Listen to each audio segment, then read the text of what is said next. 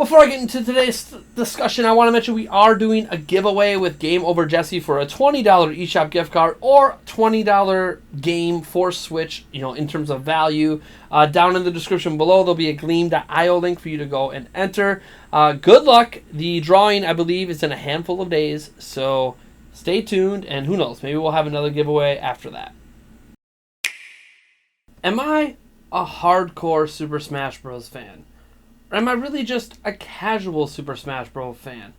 In fact, what does being hardcore and casual mean? Now, we've had this debate before about hardcore and casual gamers, but I'm just talking about of a specific game, of a specific franchise.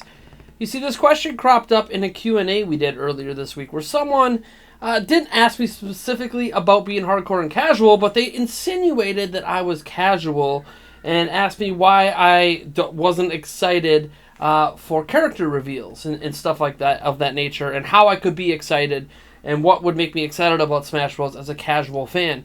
And it made me want to talk about this because I get this suspicion, this feeling, and I've gotten it over the years with other franchises as well, but specifically with Smash Bros., that because I am not a competitive Smash Bros. Player, because I don't care about being the best of the best of the best at Smash Bros., that I am a casual fan of the game. Because I don't care about watching Smash at EVO, that I am a casual fan of Smash Bros. And I disagree with that. And here is my logic.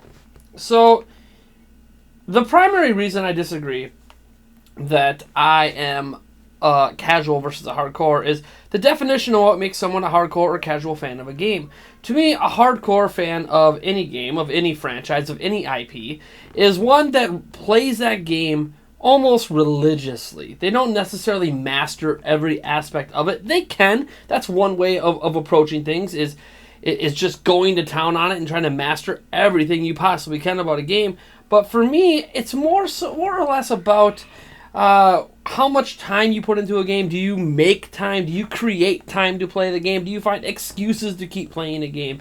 Do you sink hundreds and hundreds of hours into the game just because you enjoy playing it? And I feel like that makes you a hardcore fan. That doesn't mean that there's different avenues into that hardcore. There's mastering certain skill sets, mastering certain characters, mastering certain modes, mastering items, mastering Final Destination, platforms, and mastering competitive scene. And there's all this different subsets of being a hardcore fan that leads you down different avenues of enjoyment of the game. But ultimately, to me, a hardcore fan of Smash Bros. Is just someone who plays a hell of a lot of Smash, buys every single Smash game, regardless of if what they see ahead of time is exciting to them or not. They still pick up the game. They still sink hundreds of hours in, and they still highly enjoy the experience enough that they can just keep investing time into the franchise. And I feel like this is what I'm like with the Zelda series. I make no bones about it. I'm a hardcore Zelda fan. It doesn't mean I'm the best Zelda player. It doesn't mean that I am like this ultimate speedrunner of Zelda games. This doesn't mean that I know quite literally every possible minute aspect about the Zelda franchise. I know a lot, just like I know a lot about Smash Bros., but it doesn't mean I know everything. You don't have to know everything and be a technical master of it. I mean, I'll give you a prime example. In Breath of the Wild, I suck at killing Lynels. I just suck at it. It is a skill set I have not mastered, but I've still sunk over 160 plus hours. And to some people, they'll be like, that's nothing. I have 800. I have 1,000 hours in Breath of the Wild. And that's great. Good for you. If I didn't have kids and I had a lot more free time in my life, I'd probably have 1,000 hours in Breath of the Wild as well.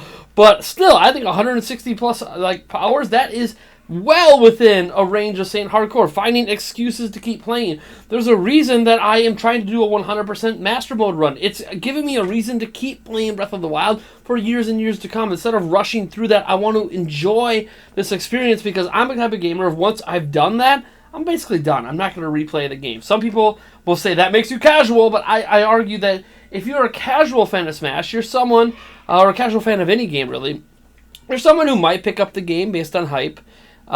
You're someone who plays the game for a few hours. You're someone that, if it's on at a friend's house, you'll hop on and play with them. My fiance is that way with some games.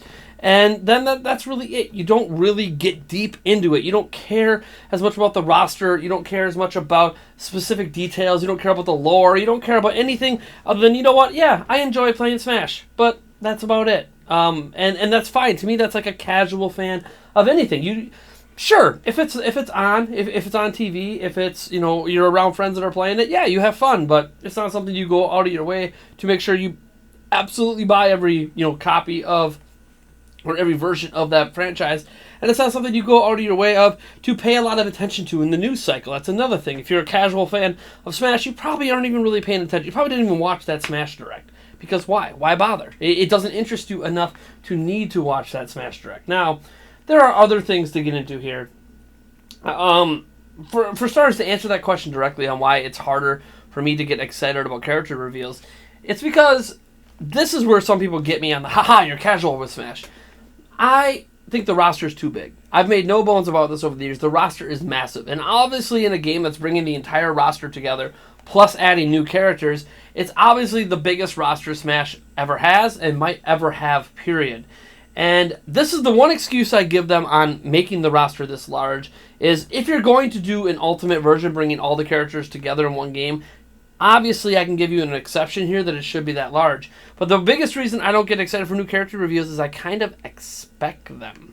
Does that make sense? Not because of rumors, not because of hype, but because look at the characters we've gotten over the years from the Fire Emblem series. We got the Pokemon trainer in there. We got an Olimar for Pikmin. We got the dang Game & Watch guy. We got Rob the Robot, for crying out loud. Sonic and Pac-Man and Snake from Metal Gear. Like, we've gotten such a wide variety of characters. It's very, very hard to surprise me with a reveal. Yes, Simon Belmont is amazing. I'm glad to see him in there. Richter, I did not expect to see Richter in Smash. It's awesome. I did not expect to see Dark Samus. I did not expect to see Daisy, for crying out loud, back when she was announced. I did not expect to see King K. Rool.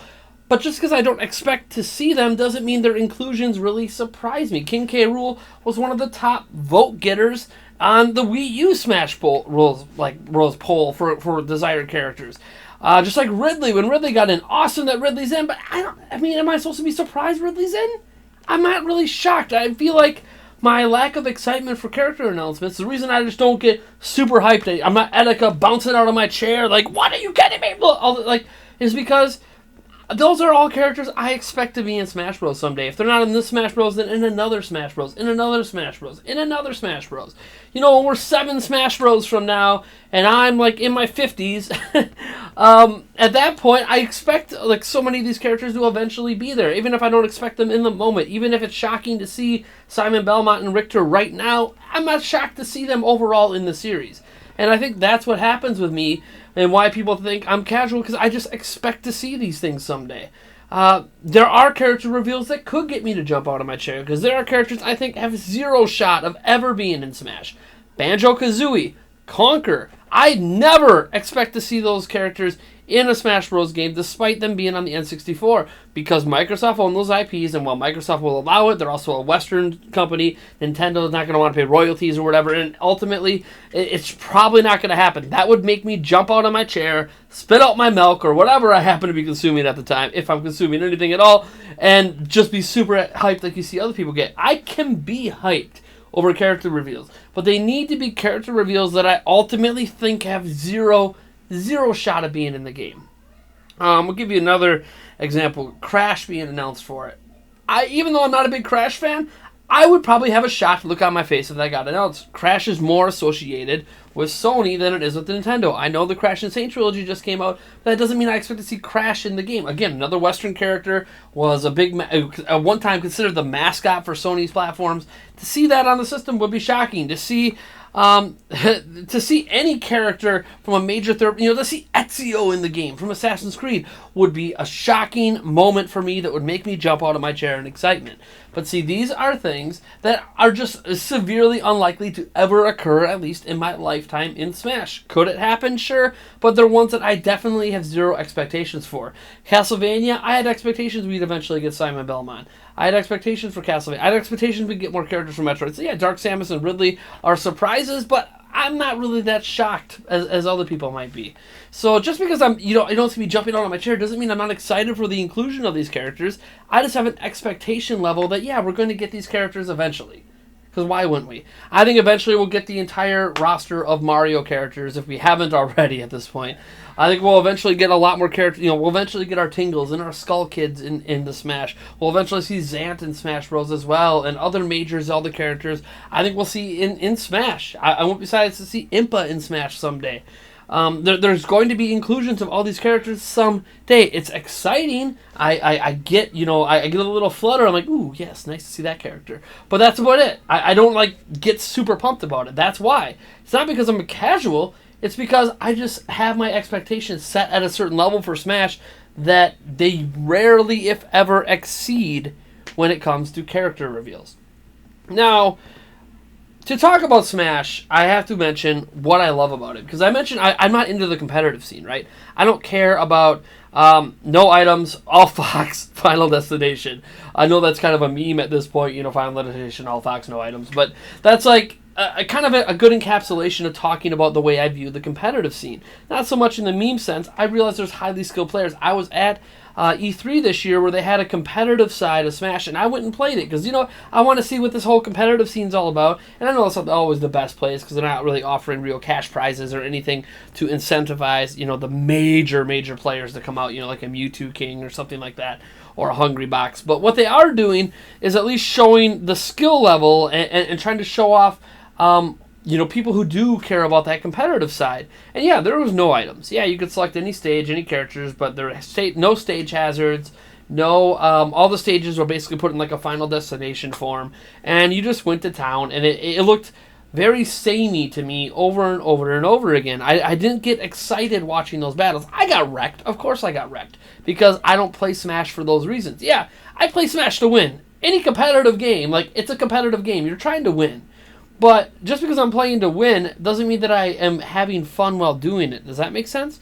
I didn't really enjoy Smash in that form. To me, it was a lot like playing Mario Kart without items on. Mario Kart without any stage hazards on. So imagine that you could set your Mario Kart stages to not have the piranha plants coming out and trying to bite you, or the chain chomps, or the falling thwomps. And imagine they got rid of all those stage hazards, they got rid of all of the items, which you can turn the items off of Mario Kart 8, and said, boom, this is just all about pure technical mastery of the base racing abilities in Mario Kart. If I wanted to do a game like that, I'd go play Forza. I would go play even some of those NASCAR games out there. I would go play games that are based on simulations. This is... And I understand fighting games, there's not really, there's UFC and stuff like that, but you can have fighting games that are with cartoon characters and based on technical mastery, but to me that's never been the appeal of Smash Bros. And Sakurai kind of used to agree with this. Way back in the day, he actually put out on the internet for the world to see that he never built Smash Bros. To be a competitive game. He didn't care about it being at EVO. He didn't care about the competitive scene and turning the items off. He didn't care about any of that stuff. That's not why he made Smash Bros. That's not what he felt the appeal of Smash Bros. Was. And I agree with that. I know today he's embraced it. I know that he's supporting it and making announcements that are exciting the competitive scene. And, the whole, it's a port. And then all these technical things he's talking about that clearly make it not be a port of the Wii U game. And it's amazing to me to see how he's turned. And I think he's turned because Nintendo has turned. Nintendo's hosting their own tournaments. They're putting in the Nintendo World Championships. They're very much diving into the competitive scene with ARMS, with Splatoon, and with Smash. So he's had to change his mind on it because Nintendo changed their mind. But I still don't play Smash for those reasons. So to me, Smash is at its best when stage hazards are on. You can play any character you want, of course, you can do that anyways, but items are also on. And I realize this adds completely randomized elements, or somewhat randomized elements, to the gameplay. In the same way that items and stage hazards add randomized elements to Mario Kart 8. But here's the thing, Mario Kart 8 to me is a 10 times more enjoyable experience due to that stuff than it is without it. And the same is true with Smash. Adding that stuff in makes Smash Bros. Not only more fun for me to watch as just someone who's consuming it as an onlooker. It also just makes it more entertaining to play, that randomized element. It also obviously helps lessen some of the skill gaps. You can have in someone who's a super ultra high competitive guy, but if he comes into a match with stage hazards on and items, it's going to make me feel like me, as someone who is not as highly technically skilled as that person, has a slightly better chance of potentially beating them. They're probably going to wreck me 99 times out of 100, but in a competitive format, they would wreck me 100 times out of 100. So it gives me that one shot out of 100 to potentially win. And that's exciting to me. It's just like in Mario Kart with the rubber banding. It gives people with lesser skill sets a chance to do well. The people who are better are more likely to finish in the top 1, 2, and 3 in Mario Kart. Just like the people who are better are more likely to always win at Smash Bros. But there's going to be those rare exceptions. And those rare exceptions are what make Smash such an exciting game for me. Bringing all these characters together from different worlds and different franchises into a single game, battling it out, and making that battle just fun and make it feel like everyone has a chance at all times is one of the most thrilling aspects of Smash to me. And what also frustrates me a little bit about how I'm looked down upon as a casual because I'm not into the competitive scene is my counter argument has always been, so you're into no stage hazards, you're into no items, you're into just one-on-ones. Maybe you get into the 2-on-2s or the the free for all 1v1 v1v1 or the 8-player free for all, whatever. Maybe you get into that competitive wise, but most competitive wise I see is one-on-ones, and that's fine, whatever, one-on-ones. But the thing is in doing that, it feels like you're just ignoring like 90% of the content inside a Smash game. So are you really a hardcore fan of Smash, or are you just a hardcore fan of competitive Smash? Because I feel like there is a distinction, because what you enjoy about Smash Bros. Involves ignoring a vast majority of Smash Bros. You don't care about the minigame aspect. You don't care about potential story modes necessarily. I'm not saying you can't enjoy that stuff, but that's not why you're buying Smash. You don't care about new items added to the game 90% of the time. You don't care about the awesome Dracula and news like stage hazards being added. Like, how none of that stuff's really going to matter to you, because that's not how you're going to play Smash. You're not going to care about the side stuff and all the various online things besides one-on-one online play, because that's not why you play Smash. And to me, it feels like, I don't want to say you're less of a hardcore Smash fan because you are only into competitive Smash, and that you can't be into competitive Smash and also be into all this stuff. Of course you can be, but for my purposes, it feels like because I am not into that ultra competitive Smash scene, that I am looked down upon as someone who just casually enjoys Smash, when I sink more hours into Smash than I do most video games in my life. If I'm not a hardcore fan of Smash, I'm not a hardcore fan of literally any game on the planet. And that doesn't make any sense to me. It makes zero sense to me with how much time I've spent playing Smash in my over the years. I've spent well over 1,000 hours between all the different Smash Bros. Games. And someone's going to talk about, I spent 1,000 hours in just 1 year on one Smash game. That's fine. Yes, people play games more than me. It happens, but I just don't think you can call me a casual because of why I like Smash. It's just extremely frustrating to be talked down to like that. And I feel like that's maybe my biggest issue in this conversation, is the feeling of talking down to people because, oh, you didn't know this is a tier 1. Like, who gives a crap about the tiers, man? That's not why I play. I don't care about tier 1, tier 2, tier 3. I don't care about the different tiers of the Smash Fighters. I'm going to play my favorite characters. That's why I play Smash. Grab my favorite characters, go against my friends' favorite characters, and all the modes and all the items and all the craziness, and have fun and try to be the best among my friends. That's why I play. See if there's any other points I wanted to hit on. I got some notes here. I do have an appreciation, by the way, for the highly technical skilled Smash players. When I was watching them play at E3, and obviously these weren't the best of the best, but there were some really good players there. I see why people are drawn to the competitive side of it. I see what the appeal is. It's just not something that's wholly entertaining for me for very long stretches. It's fun to watch like a finals match, but after that, like you watch it just felt like a lot of the same thing over and over again.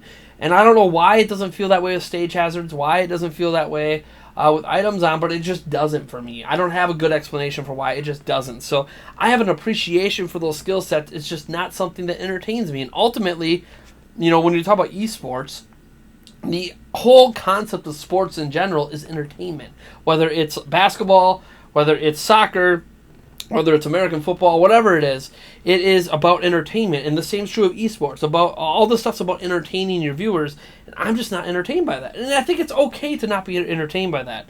I think that's it. I think I actually hit on all of my points. So that's going to do it for this video. I'm going to throw it out to you guys. Am I a hardcore Smash player? Am I a casual Smash player? Are you a hardcore? Are you a casual? Does it matter? And do you, if you are more like me, get talked down to by other people that claim you can't be a hardcore Smash player because of X, Y, and Z, generally to do with competitive? Is this true of other games that you get talked to because you don't like them for certain reasons that other people like them for? I think this is an ongoing conversation we could be having for years and years and years, and we'll never get a definitive answer. But personally, I feel I'm a hardcore Smash fan. I put my hours in. I enjoy the whole of Smash Bros. I don't like turning items off. I don't like playing on Final Destination style stages. I enjoy stage hazards. I enjoy items. I enjoy the crazy, wacky side modes and the story modes and anything else they decide to throw into Smash. That's why I play Smash. I want to be the best among the people I play, but ultimately, if I lose, I want to have a really fun time doing it. Anyways, folks, I'm Nathaniel Rovajets from Nintendo Prime, and if you like this video, you know what to do, and if you dislike the video, hit that dislike button, subscribe for more content, and I'll catch you guys in the next one.